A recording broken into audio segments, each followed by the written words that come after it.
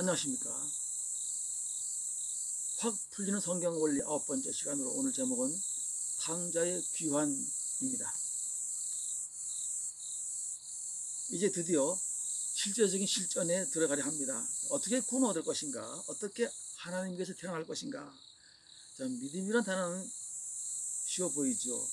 그런데 믿는다는 것이 하나님에게서 태어난다는 것이라면 문제는 복잡하고 심각해집니다. 당신 믿어? 라고 물으면은 나 믿어 라고 쉽게 대답합니다. 그럼 당신은 다시 태어났느냐? Did you born again? 라고 물으면 선뜻 대답 못합니다. 그래서 how, 어떻게 믿는 것이 다시 태어나느냐를 규명을 해야 합니다. 자, 믿는다는 것은 다시 태어난다는 것입니다. 자, 구원과는 선악과에서 시작하지요. 그리고 누가복음 15장 탕제 사건은 선악과를 이해하고 적용하는 구원의 원리입니다. 하나님과의 관계성을 맺는 것이 믿음이고 구원을 얻는 것입니다. 그러려면 내가 우선적으로 하나님을 향하여 절실하고 간절하게 사모해야 합니다. 탕제 입장에 서야 한다는 것입니다. 당연한 원리죠. 탕제 입장에 서게 되면 자인의 집을 나간 아들이 되는 것이죠. 탕제니까요. 자, 아들이 되기만 하면 하나님은 아버지가 되십니다.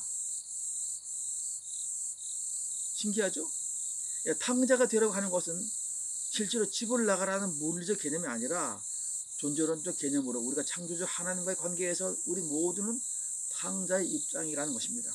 그건 누구든 가진 것이 많든 적든 도덕적으로 훌륭하든 아니든 인간은 누구나 창조주 하나님을 잊어버리고 하나님 없어 하고 살았기 때문입니다. 여기서부터 내가 죄인이라는 사실을 통감하게 되지요.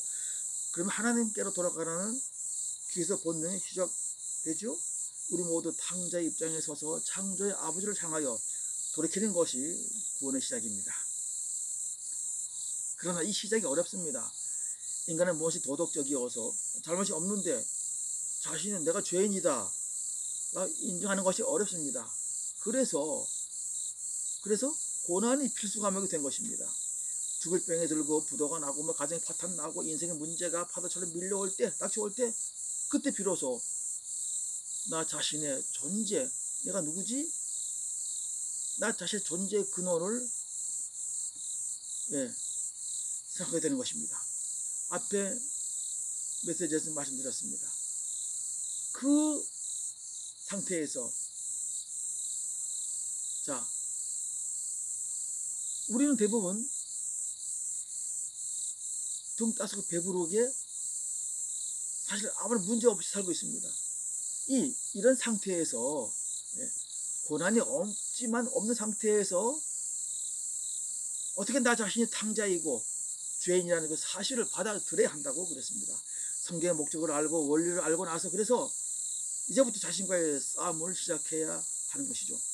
영과 육의 싸움입니다. 영이 하나님을 찾으면은 육은 완전히 원수가 되어서 거부하게 될 것입니다. 그래서 싸움이 되는 겁니다. 싸움이죠. 자, 그래서 마음을 집중하는 연습을 해야 합니다. 그래서 탕자가 어떻게 하든지 탕자가 되어야 하는 겁니다. 자, 탕자가 되기만 하면 원리적으로 아버지의 집으로 돌아가려는 간절한 소원이 생기게 되는 겁니다. 그래서 귀소가 탕자의 귀환이 시작되는 겁니다. 아버지에게 탕자는 죽은 아들이 되지요. 그래서 죽은 아들이 살아 돌아오니까 다시 태어나는 것이 되는 겁니다. 이해되죠? 죄로 인하여 죽은 우리가 다시 산다는 의미입니다. 죽은 영이 다시 산다는 의미입니다. 구원입니다. 자, 구원은 여러 가지 단어가 얽혀 있습니다. 그래서 성경의 이해를 어렵게 합니다. 그러나 일단 성경의 목적이 인간을 구원하는 것이고 구원이란 인간의 창조주 하나님을 향하여 물론 그 대상은 하나님이 인간으로 오신 예수 그리스도입니다. 하나님의 인간으로 오신 그 예수 그리스도로 그분께 나아가 귀소하여 관계를 맺고 연합하는 데 있다는 것을 우리가 확실하게 전제를 해야 되겠습니다. 믿음, 구원, 거듭남, 중생 두 번 태어난다 말입니다. 이 모든 단어는 다 같은 의미입니다. 믿음은 하나님을 의지하고 신뢰한다. 구원은 죽은 내 생명이 살았다. 거듭남 중생은 다시 태어난다 의미입니다. 믿는다, 나는 구원받았다, 거듭났다, 영생 얻었다, 다 같은 뜻입니다. 자, 구원의 시작은 회개에서 시작하죠. 회개란 단어는 종교의 의미가 강합니다. 그래서 죄를 회개하라고 합니다. 너무 인간이 죄가 많아 그래요. 자, 그러나 성경에서 말하는 회개는 달라요. 다릅니다. 자, 성경에 말하는 회개는 메타노예요라는 말이죠. 이는 쉽게 말하면 유턴과 같습니다. 우리말 번역 회라는 말은 돌이킨다, 개라는 말은 고친다라는 뜻이죠. 그러니까 돌이켜서 고친다는 뜻이죠. 자, 돌이키기는 하는데 고치지 않는다. 그래서 회개한 것이 아니다라고 종종 그런 논리를 말합니다. 이 단어를 종교의 용어로 쓰면 그렇습니다. 종교적 회개는 인간의 행위를 지목하죠. 회개해도 여전히 행위가 똑같으니까 문제가 됩니다. 그러나 성경의 회개는 행위와 상관이 없이 내 마음의 중심이 하나님을 향하여 돌이키는 것입니다. 쉽게 말하면 행위의 주체는 내 마음입니다. 내 마음이죠. 그러니까 주범은 행위가 아니라 내 마음이라는 것입니다. 내 마음, 내 자신이라는 것입니다. 자, 더 쉽게 말할까요? 자, 노름을 해서 탕진하던 사람이 다시 노름 안 하겠다고 결단하고 자기 손을 자릅니다. 그런다고 다시 노름 안 하겠습니까? 손은 하수인입니다. 주범은 자기 마음이 노름하고 싶은 자기 마음입니다. 마음이 회개해야 하는 것입니다.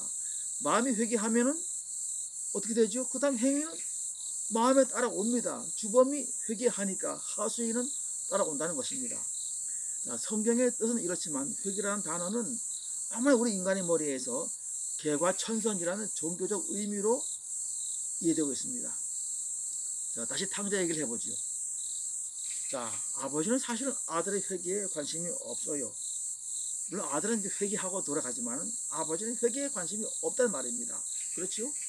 죽은 아들이 살아 돌아왔는데 아버지가 너 무슨 죄를 지었냐? 어떻게 살았냐?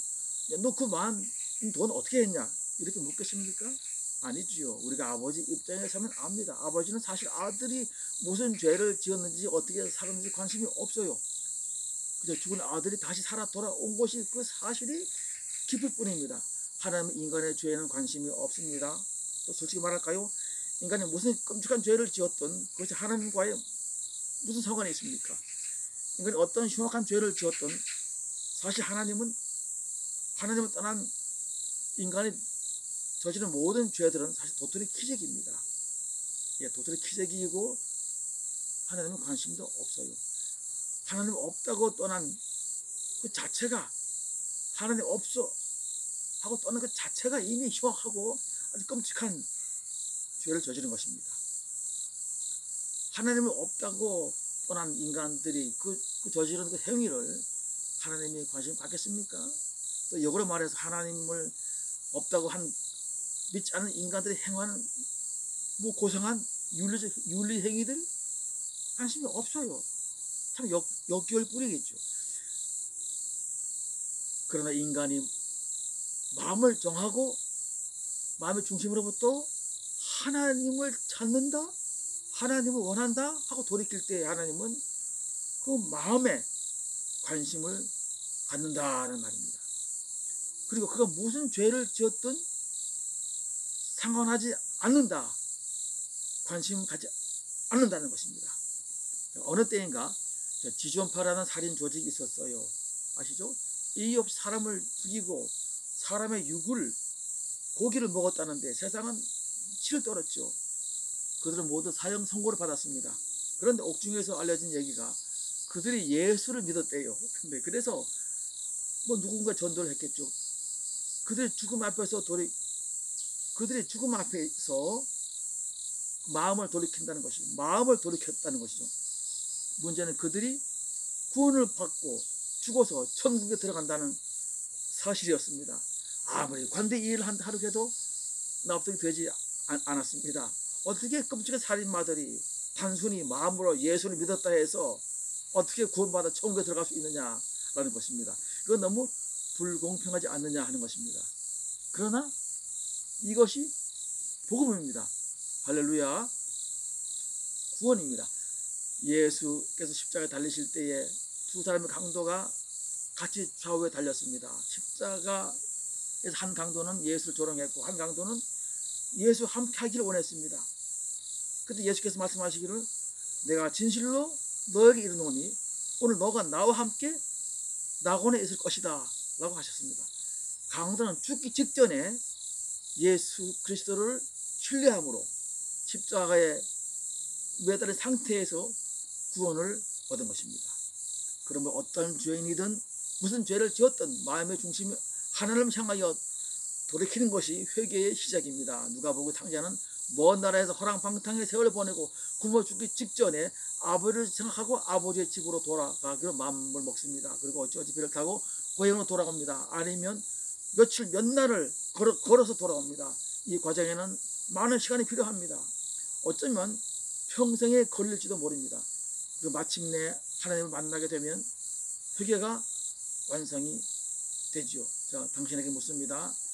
당신은 선악과를 먹은 인간의 후의 입으로 하나님을 알지 못하고 하나님이 없다고 한 것이 정상입니다. 정상이죠. 그러나 인간이 왜 창조되었는지를 알았고 당신을 구원하여 함께 하려는 창조자 하나님의 간절한 뜻을 알았습니다. 당신은 탕자의 입장에 서서 스스로 탕자임을 인정하십니까? 마치 제가 결혼식 주례처럼 묻습니다. 당신이 예라고 답을 해야 결혼식이 진행이 됩니다. 그리고 효력이 있죠. 자, 당신이 예라고 답을 한다면 이제부터 회개가 시작되는 것입니다. 먼 길을 떠날 준비를 하십시오. 탕자는 먼 나라에서 아버지의 집으로 돌아가야 합니다. 배를 타야 하지요. 세상을 뒤로하고 앞으로 나가야 합니다. 회개 여정은 만만하지 않습니다. 고향 땅에 도착해서 어찌어찌 하여 걸어서 아버지가 보이는 멀리 집 근처까지 가야 합니다. 탕자는 두려움으로 근심으로 머리도 못 들고 멀리 아버지의 집을 향해 터벅터벅 걸어가고 있죠. 자신이 너무 부끄럽고 누가 알아볼까 두려워서 일부러 어둑어둑한 저녁때를 맞췄습니다. 걸어가면서 걱정이 많습니다. 혹시 아버지가 대문 안 열어주실까? 대문 안 열어주실까? 안 받아주실까? 또 모범생의 형님이 나를 두드려 패지 않을까? 걱정하면 걸어가죠. 머리를 푹 수그린 채로 걸어갑니다. 그때 어느 순간에 갑자기 누군가가 자기 앞에 달려와서 자기를 끌어안습니다. 아버지였습니다. 아버지는 둘째 아들 집을 나간 후로 매일 밤 불을 켜놓고 대문을 활짝 열어놓고 대문 앞에 나와서 아들을 기다리고 있었던 것입니다. 아버지가 아들을 멀리서도 그래서 알아보았던 것입니다. 그날에. 그래서 보선발로 달려난 것입니다. 아들은 다시 회개를 합니다. 아버지 앞에서 회개가 진짜죠. 아버지 나는 죄인입니다. 아버지 아들 자기가 없어요. 이제 아버지는 들은 척도 안 하고 아들의 죄에 관하여 관심도 없습니다. 그저 신이 나서 제일 좋은 옷을 입히고 손에 가락지를 끼우고 발에 신을 신기고 송아지를 잡습니다. 아버지는 아들에게 무슨 죄를 지었느냐? 어디서 뭘 했느냐? 묻지를 않습니다. 아들이 돌아온 것만이 기쁠 뿐입니다. 아버지는 죽었던 아들이 다시 살아났다고 말합니다. 그런데 아들은 죽었다가 다시 태어난 것입니다. 아버지를 만나는 모든 죄는 사라진 것입니다. 아들은 감격과 감사와 회한의 눈물을 흘립니다. 진정한 회개가 완성된 것입니다. 회개는 유턴의 과정이지만 믿음과 동시에 구원과 동시에 완성됩니다. 자, 당신의 회개는 멀리 아버지의 집이 보이는 곳까지입니다. 대문을 두드릴 필요가 없어요. 아버지의 집을 바라보고 걷기만 하면 됩니다. 어느 정도 거리가 가까워졌을 때 그때 아버지가 당신을 알아보고 보선발로 뛰어나와 당신을 안아 주실 것입니다. 아버지가 하나님이 당신을 구원하신 것입니다. 할렐루야. 감사합니다.